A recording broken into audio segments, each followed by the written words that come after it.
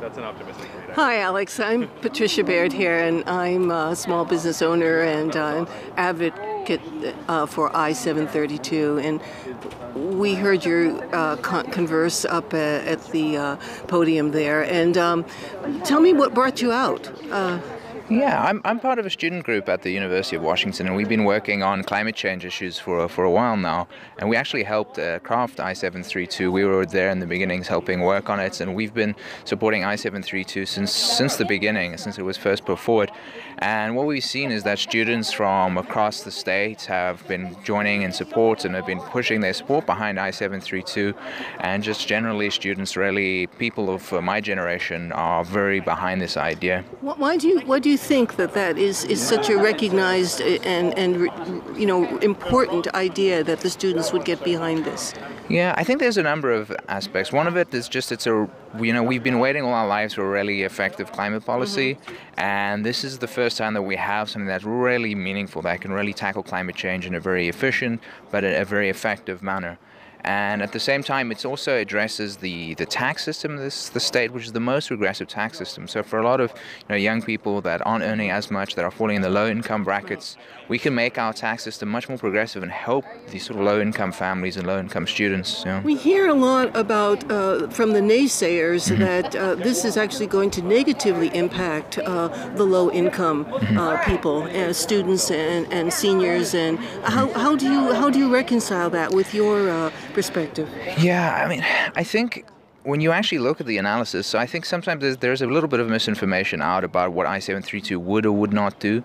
But when you look at what the tax actually does, by reducing the sales tax, which is a very regressive tax, which deeply impacts low-income people, and simply by funding the low-income families rebate, this would be the most progressive change to the tax system since the 1970s, right?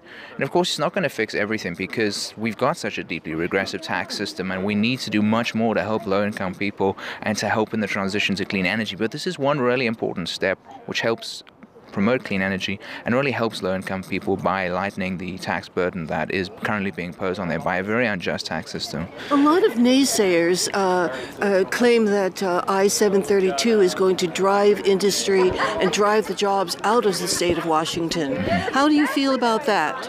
Do you think that that's the truth?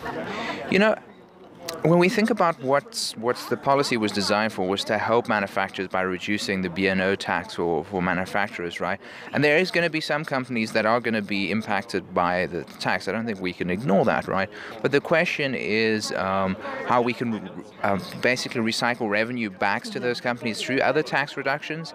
And the idea that the world really is moving towards a clean energy future. And so what we're seeing is more and more jurisdictions are beginning to put a tax in place. My home country of South Africa is putting a carbon tax in place. Various different states across the U.S. are moving towards taxation, right? And so the idea that we're going to see broad movement away from Washington, I think is a little bit unfounded, partly because we also already have very clean energy, and so the carbon tax won't affect us as badly as it might in other states if they implemented the tax, right? And do you think that through the carbon tax initiative, really pressing on the naysayers, that would fuel further innovation in the clean energy sector?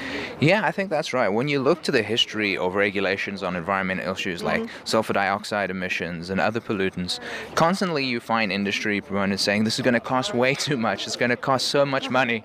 But in the end, what you find is that the cost of compliance are much, much smaller because innovation is so rapid in this space, and so we can find very efficient and cost-effective ways of complying with these sorts of regulations. And that would actually create more jobs as more energy-efficient companies come in to fill the void.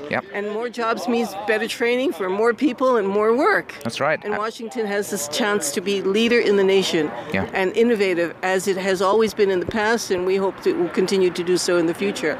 So particularly, you also mentioned that it represents the people. And this is an initiative that we have polled. You have polled and canvassed the people, and the people have all said, from all walks of life and all ages, that they are in support of I-732, and they are willing to make those changes to bring about the environment and the globe. Yep, I think that's right. This really is an initiative to the people, made by the people, and is supported by a very broad swath of Washington voters. So hopefully we can pass it. Thank you so much. Thank you so much.